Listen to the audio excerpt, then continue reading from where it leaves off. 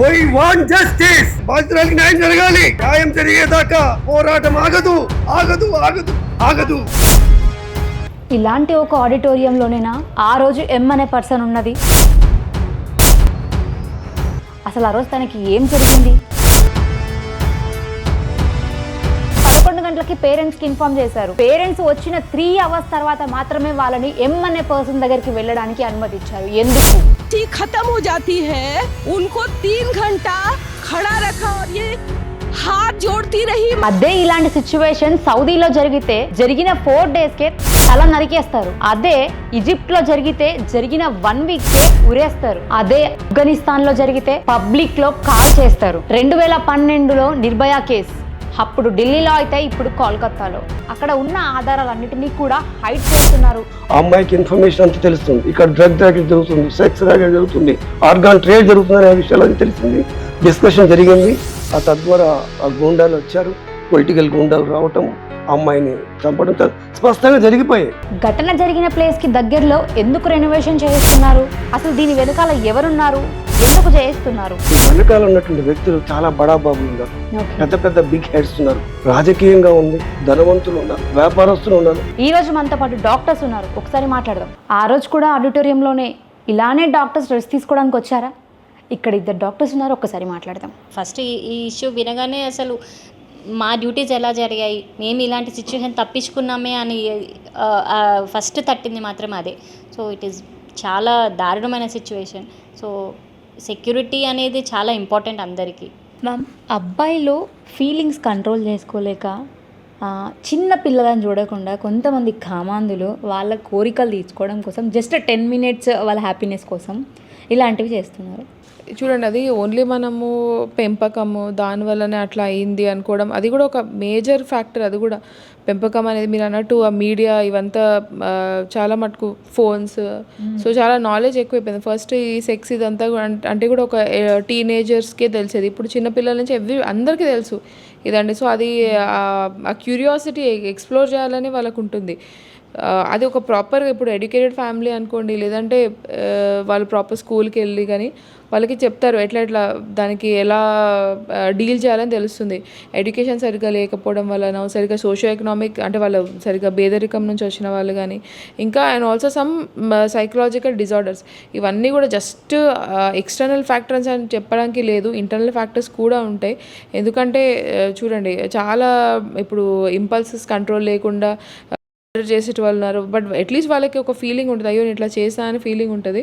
But ఈ psychological issues ఉన్నాయి, ఇంత క్రూరమైన మెంటాలిటీ ఉన్న వాళ్ళకి అట్లీస్ట్ అది కూడా ఉండదు.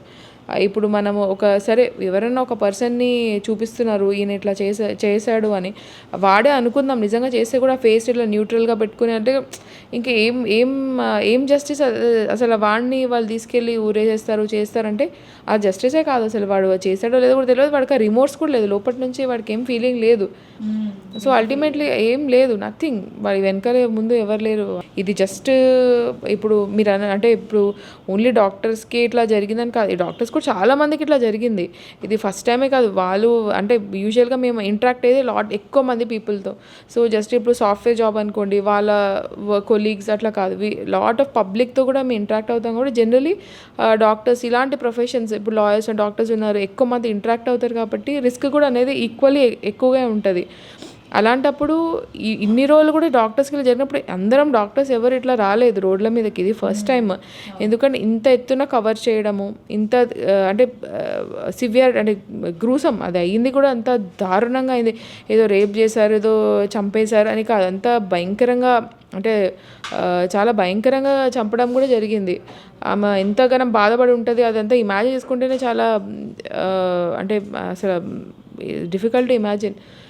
అలాంటి సిచ్యువేషన్ ఇలాంటి జరగడం కూడా నేను అనుకోవడం చాలా తక్కువ జరిగింది. ఇంత ఘనం దారుణంగా చంపేయడం అనేది చాలా తక్కువగా జరుగుతాయి. చిన్న పిల్లల దగ్గర నుంచి దాదాపు 6 మంత్స్ బేబీ నుంచి స్టార్ట్ చేస్తే 60 ఇయర్స్ ఉన్న ముసలి వాళ్ళ పైన కూడా ఇలాంటి అఘాయిత్యాలు జరుగుతున్నాయి. ఇలాంటి ప్రాక్టీస్ టైంలో మీరు ఎలాంటి ప్రాబ్లమ్స్ ఫేస్ చేశారు? మరి ప్రాక్టికల్‌గా అయితే ఎప్పుడు లేదండి. లైక్ మెంటల్లీ లైక్ ఇండైరెక్ట్‌గా వర్డ్స్ లాగా అలాగా ఇండైరెక్ట్ హింట్స్ ఎవరు ఇంత డైరెక్ట్‌గా ఇలా ఫిజికల్‌గా అయితే ఎవరు అంత డేర్ చేయరు.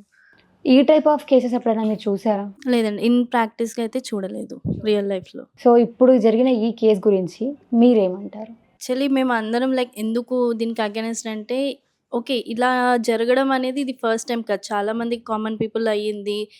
ఈవెన్ బిగ్ బిగ్ పెద్ద పెద్ద వాళ్ళ పిల్లలకి గూడా ఇలా అయ్యాయి. ఇకపైన గూడా అవ్వదు అనేది మనము చెప్పడానికి లేదు. కాపోతే ఈ పరిస్థితి ఏంటంటే, ఒక జ దుర్ఘటన అయినప్పుడు దాన్నేం చేశారు, అక్కడున్న వ్యవస్థ ఏదైతే ఉందో, దాన్ని ఉన్నది ఉన్నట్టుగా చెప్పకుండా, దానిని దాచిపెట్టడము, ఇంకా సమ్ పొలిటికల్‌గా వాళ్ళ బ్యాక్‌గ్రౌండ్ ఉండి, వాళ్ళు అట్లా దాన్ని హైడ్ చేయడము, ఇలా చేస్తున్నారు. నిజం ఎందుకు బయటికి రానివ్వట్లేదు దానికోసం. సో ఈ రోజుల్లో వైద్యం కూడా వ్యాపారంగా మారింది. మీరు అంగీకరిస్తారా దీనికి? సో ఇప్పుడు నాకొక అన్యాయం జరిగిందనుకోండి, ఫర్ సపోజ్ నాకు నేనొక లాయర్ దగ్గరికెళ్తా.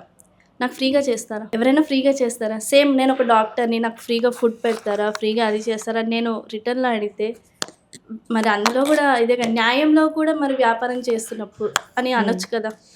వాళ్ళ వ్యవస్థలో గూడా. న్యాయం ఇప్పుడు ఎడ్యుకేషన్ ఉంది. ఎడ్యుకేషన్ కూడా బేసిక్ నీడ్ కావాలి. ఫ్రీగా చెప్తారా? ఈరోజు ఒక వైద్యం అనే కాదు, విద్యనండి, వైద్యం అనండి, ఏది కూడా వృత్తి రూపంలో లేదు. అదంతా ఒకప్పుడు ఒక 4-5 దశాబ్దాల క్రితం వృత్తి రూపంలో ఉండే. ఆ రోజున పరిస్థితి ఏంటంటే కేవలం గవర్నమెంట్ హాస్పిటల్స్, తర్వాత ఇన్స్టిట్యూషన్స్, అది కూడా గవర్నమెంట్కి సంబంధించిన ఇన్స్టిట్యూషన్స్లో వైద్యం జరిగేది.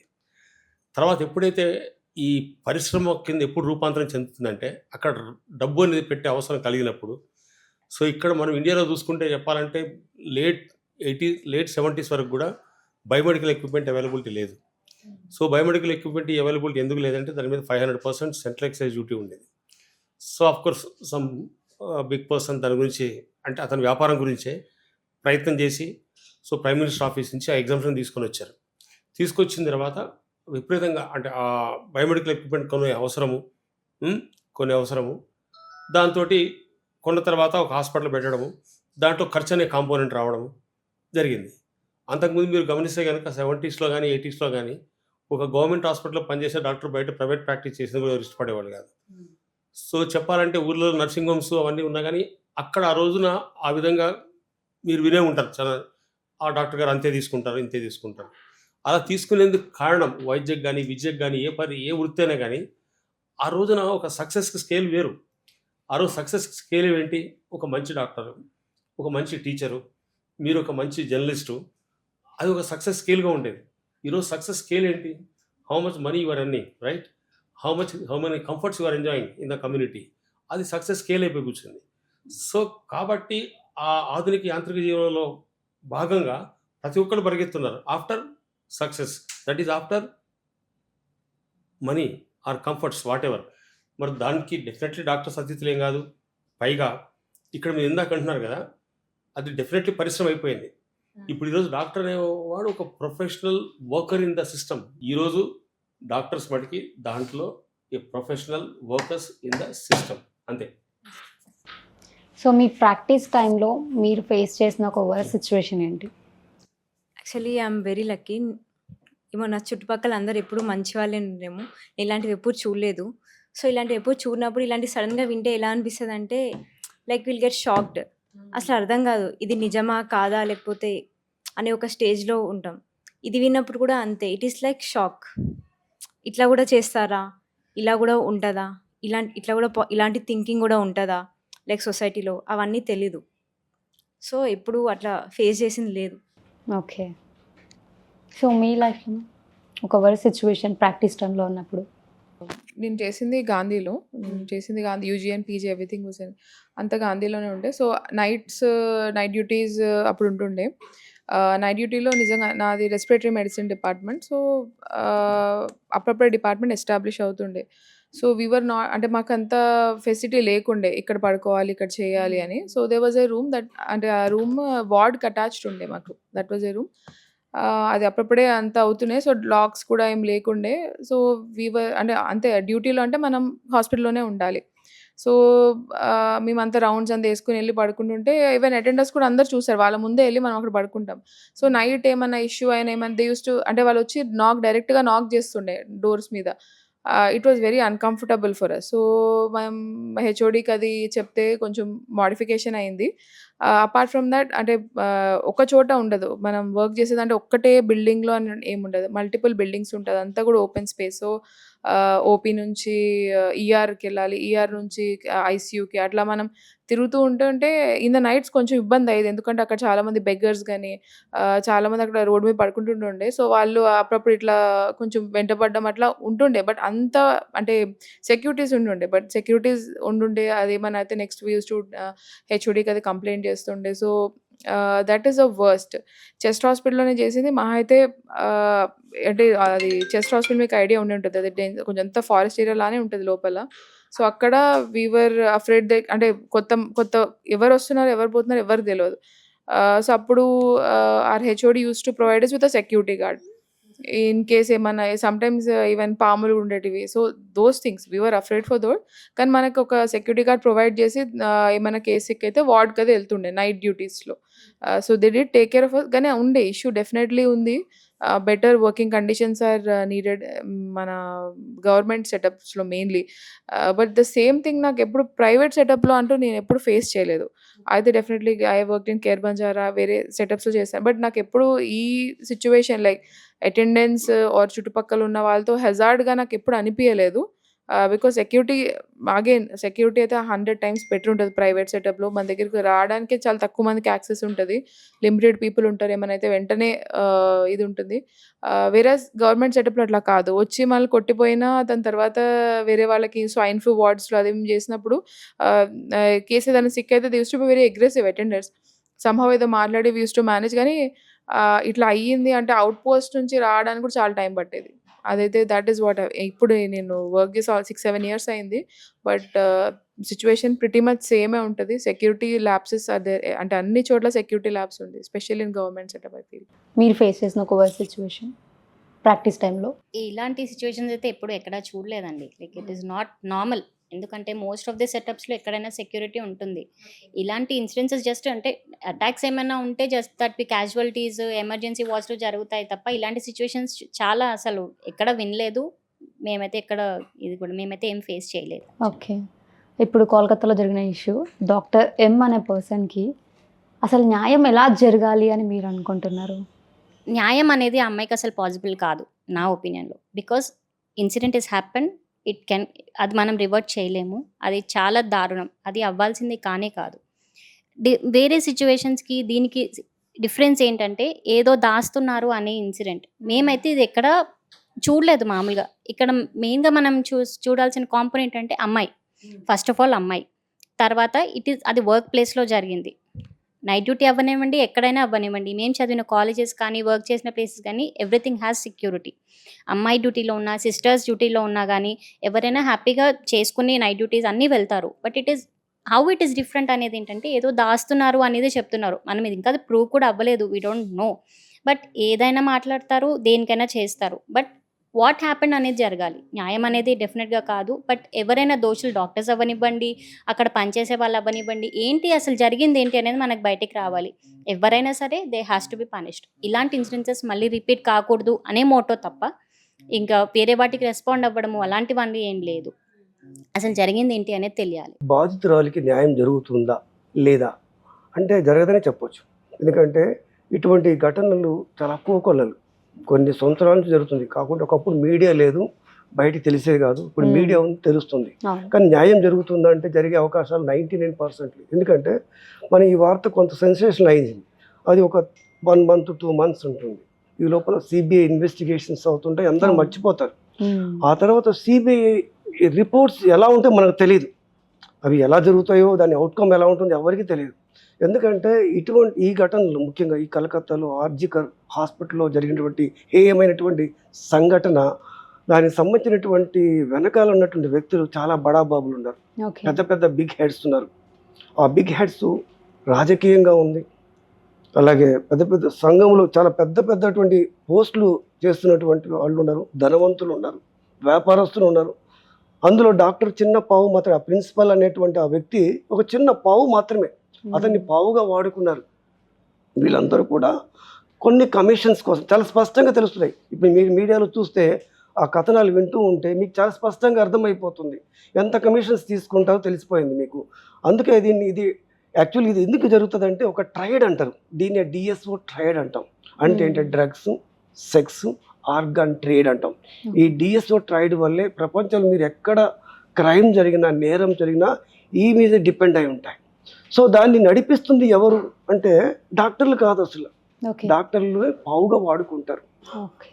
డాక్టర్ల యొక్క వాళ్ళ యొక్క హస్తం అనేది ఒక 1% ఉంటుంది. మిగతా 90% పెద్ద పెద్ద తలలు మాత్రమే అందులో ఉంటాయి. ఆ పెద్ద తలలు ప్రతి ఒక్కరికి తెలుసు, సమాజానికి, భారతీయ సమాజానికి అందరికీ తెలుసు ఎవరు అందులో ఇన్వాల్వ్ అయినారు, ఎంత పెద్ద మనుషులు ఉన్నారు అన్నది చాలా స్పష్టంగా తెలిసిపోయింది. ఇప్పుడు కనుక ఆ డాక్టర్ని, ఆ ప్రిన్సిపల్ని కనుక ఇంటరాగేట్ చేస్తే, సిబిఐ ఇంటరాగేట్ చేయగలిగితే, అలాగే police officer, commissioner of police, Calcutta police commission interrogate చేస్తే వాస్తవాలన్నీ ఆటోమేటిక్గా బయటపడతాయి. ఓకే. అవి ఎంతవరకు ఇంటరాగేట్ చేస్తారు, సిబిఐ ఎంతకాలం తీసుకుంటుంది టైము, దాని మీద డిపెండ్ అయి ఉంటుంది. చాలా తొందరగా ఫినిష్ చేయగలిగితే, ఆ ఇంటరాగేషన్ని ఫినిష్ చేయగలిగితే అవుట్కమ్ తొందరగా వస్తుంది. ఆ నిందితులు ఎవరో బయటపడతారు.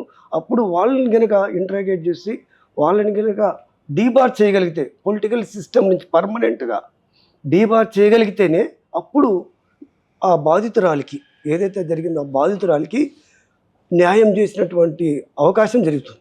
న్యాయం చేసిందంటే అనుకోవచ్చు. అప్పటి వరకు అమ్మాయికి న్యాయం జరగదు, జరిగే అవకాశాలు లేవు. ఎందుకంటే ఒక 1 month, ఒక 1 week, 2 weeks గుర్తుపెట్టుకుంటాం. ఈ లోపల ఇంకొక సంఘటన, ఇందాక చెప్పారు కదా, నిజామాబాద్లో అక్కడ ఇంకొక సంఘటన జరుగుతుంది, ఢిల్లీలో ఇంకొక సంఘటన జరుగుతుంది. ఇది మర్చిపోతాం. ఇది మర్చిపోయిన తర్వాత అక్కడ ఉన్నటువంటి అవుట్కమ్ అంతా మ్యానిపులేట్ అవుతాయి. ఆ రిపోర్ట్స్ అని తారుమారైపోతాయి. చివరికి అసలు ఏమి జరగలేదు, ఇది అని కూడా చెప్పేస్తారు ఆ రిపోర్ట్. మీరు కానీ మేము కానీ ఎవరు ఏమి చేయలేము. ఫస్ట్ అలానే అలా జరుగుతాయి చాలా. ఇదే కాదు, ఇది ఫస్ట్ టైంగా జరిగింది. ఆర్జికర్ హాస్పిటల్లో ఇలాంటి సూసైడ్స్ ఒక దాదాపు లాస్ట్ 10-15 yearsలో 7-8 సూసైడ్స్ జరిగాయి. ఆ సూసైడ్స్ రియల్గా సూసైడ్స్ కాదు, ఇవి హోమిసైడ్స్. ఇవన్నీ కూడా అఫెన్సెస్ జరిగాయి, కానీ ఎవరు కూడా ముందుకు రాలే. వెంటనే హడావుడిగా దాన్ని దర్యాప్తు చేయడం, ఇది సూసైడ్గా పరిగణించడం, ఫైల్ని క్లోజ్ చేయడం, ఇది జరిగింది.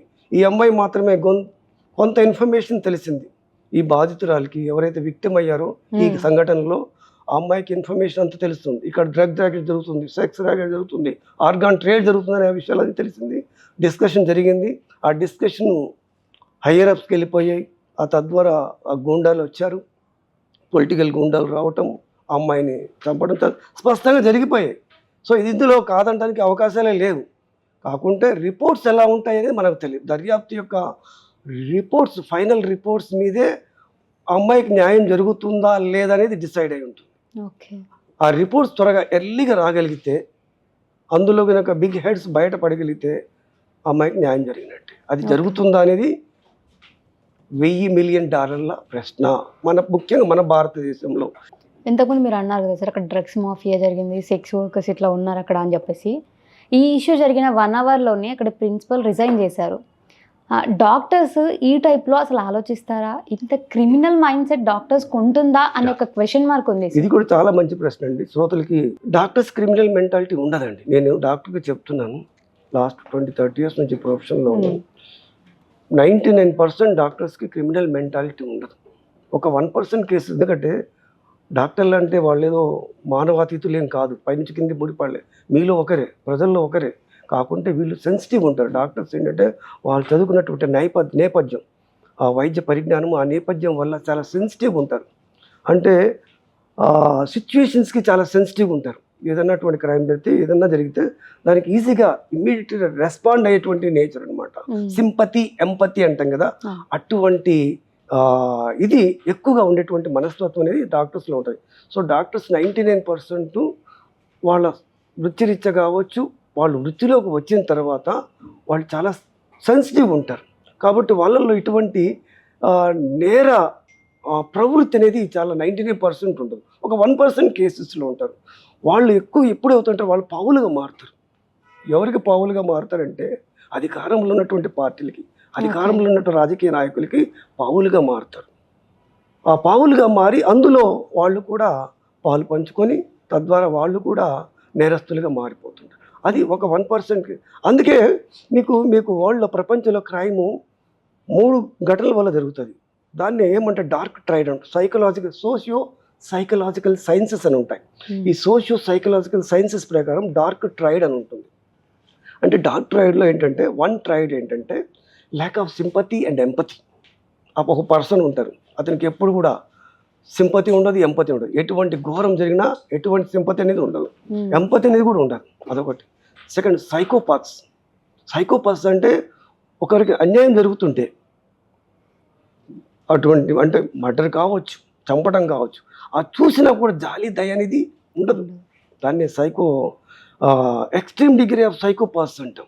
ఓకే. అది. ఇంకొకరు ఏంటంటే పట్టించుకోకపోవటం, చూసి చూడనట్టు. అంటే అన్యాయం జరుగుతున్నా చూసి చూడనట్టు పోవటం. ఈ 3 కారణాల వల్లే ప్రపంచంలో ఎక్కడ ఏ నవ్వు జరిగినా ఈ డార్క్ ట్రైడ్ వల్లే జరుగుతుంటాయి. ఓన్లీ డాక్టర్స్కి జరిగినప్పుడు మాత్రమే డాక్టర్స్ వచ్చి 24 hours సర్వీసెస్ అన్నిటిని కూడా స్టాప్ చేశారు. ఓన్లీ డాక్టర్స్కి జరిగినప్పుడు ఎందుకు స్టాప్ చేస్తున్నారు? మరి ఇట్లాంటివి చాలా జరుగుతున్నాయి. రీసెంట్గా చూసుకుని నాంద్యాలలో 8 years అమ్మాయి పైన జరిగింది, 6 months బేబీ పైన కూడా రేప్ అటాక్ జరిగింది. మొన్న చూసుకుంటే సిద్దిపేటలో 3 years అమ్మాయి పైన ఇట్లాంటివి జరుగుతున్నాయి కదా. మరి అప్పుడు ఎందుకు డాక్టర్స్ ఈ విషయంలో స్పందించట్లేదు అని ఒక క్వశ్చన్ మార్క్. అదే అండి, నేను చెప్పినట్టు ఇందాక బ్యాక్గ్రౌండ్ ఇష్యూ అనేది డిఫరెంట్. ఇది ఆ ఇన్సిడెన్సెస్ ఎందుకు జరుగుతున్నాయి అంటే వాళ్ళ పెంపకం వలనో వాళ్ళ ఐ మీన్ ఈ ఇన్సిడెంట్స్ అయినప్పుడు చేసే వాళ్ళ ఎవరైతే ఉన్నారో వాళ్ళ పెంపకంలో కానీ వాళ్ళది కానీ అది డిఫరెంట్గా ఉంటుంది. అవి ఏంటంటే అవి సింగిల్ ఇన్సిడెంట్స్, కానీ దీనికి ఇది ఒక కంప్లీట్లీ డిఫరెంట్. ఇప్పుడు ఏదైతే మనకి వదంతులు వస్తున్నాయో, ఏవి ప్రూవ్ కాలేదు, అన్ని ఎలిగేషన్స్ చెప్తున్నాం కదా, బ్యాక్గ్రౌండ్ డిఫరెంట్.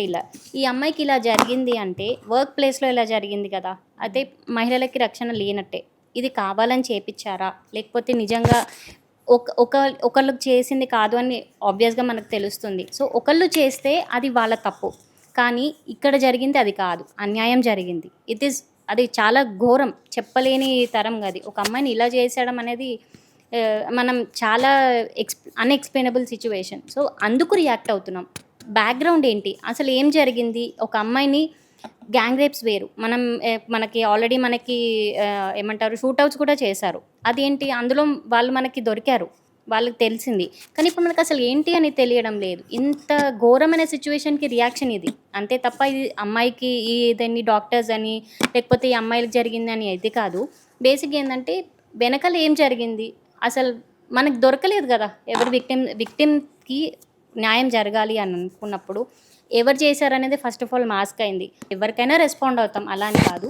అండ్ బేసికల్గా రక్షణ అంటే కూడా కొన్ని చోట్ల అదే చెప్తున్నానికి మనకి బ్రాటప్ కానివ్వండి, ఏదేమన్నా కానివ్వండి, దాన్ని బట్టి కూడా చాలా డిఫరెన్స్ ఉంటుంది వెనకాల ఇష్యూ వెనకాల.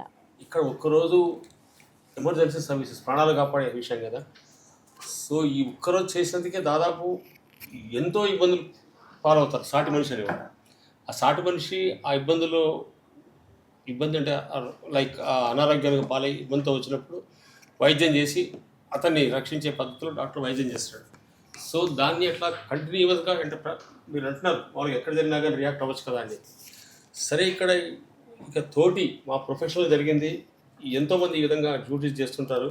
ఆ డ్యూటీలో కూడా ఏం ఉంది, ఇప్పుడు ఏదో కూర్చొని తాలూకా ఆఫీస్లో ఒక ఆఫీసర్ కానివ్వండి, లేకపోతే ఇంకా ఏదన్నా ఒక ఆఫీసర్ ఏదన్నా దట్ ఈస్ డిఫరెంట్. ఈ పని వేరు కదా. ఈ పని సంథింగ్ వీఆర్ సేవింగ్, ఒక సాటి మనిషి ప్రాణం కాపాడే విషయం. కాబట్టి ప్రతి చిన్నదానికి మేము డెఫినెట్లీ బాధ అనేది ఉంటుంది, అందరికంటే ఎక్కువ ఉంటుంది బాధ. ఫ్రాంక్లీ స్పీకింగ్, ఇందాక సార్ చెప్పారు, నేను కూడా అనడం జరిగింది. ఆ చదువులో అటువంటి క్వాలిటీస్ వచ్చేస్తాయి. లేకపోతే ఆ పేషెంట్ అంత బాధతో వచ్చి ఆ బాధ ఏంటో కనుక్కొని దానికి వైద్యం చేసి చక్కగా నయం చేసి పంపాలని కోరుకుంటాం కదా. అది కూడా దాంట్లో ఎటువంటి ఇవి కూడా తారతమ్యాలు ఉండవు. ఒక హై అండ్ ఎవరన్నా కానివ్వండి, ఒక క్రీమీ లేయర్ ఉన్న మనిషి కానివ్వండి, ఒక ఆరోగ్యశ్రీ పేషెంట్కి కానివ్వండి, అసలు ఉండే సౌకర్యాలు తేడా ఉంటాయేమో కానీ వైద్యం మాత్రం ఒకటే. ఆయన చేసే వైద్యం ఒకటే, ఈయన చేసే వైద్యం ఒకటే. అటువంటి యాటిట్యూడ్తో ఉంటారు డాక్టర్స్ అనేవాళ్ళు, అటువంటి దీంతో ఉంటారు. సరే, మిగతాది న్యాయం అని అనుకుంటున్నాం కదా. త్రేతాయుగం ఒక యుగధర్మం తెలుసు మీకు అందరికీ. ద్వాపర యుగం యుగధర్మం తెలుసు. కలియుగం యుగాంతం. ఇప్పుడు వాళ్ళు ఏదైతే ఇటువంటి పనులు చేసేవాళ్ళు, ఒక మనిషి ఇప్పుడు మాకు అంత ఫోర్స్ అంటే మాకు ఆ ఫోర్స్ గురించి తెలియదని కాదు. ఇట్లా బ్రెయిన్ ఓపెన్ చేస్తాం కదా, హీరో మనిషి అలా బ్రెయిన్ ఓపెన్ చేయగల ఎంత ఫోర్స్ పెడితే ఇది ఓపెన్ అవుతుందని చెప్పేసి వాళ్ళకి తెలుసు కదా చేసే డాక్టర్కి. ఎంత ఫోర్స్ పెడితే ఈ స్టర్నం ఓపెన్ చేసి గుండెని బయటికి తీసి ఆపరేషన్ చేయగలం తెలుసు కదా. ఎంత ఫోర్సు ఆప్టిమల్గా వాడాలో తెలిసిన మనిషికి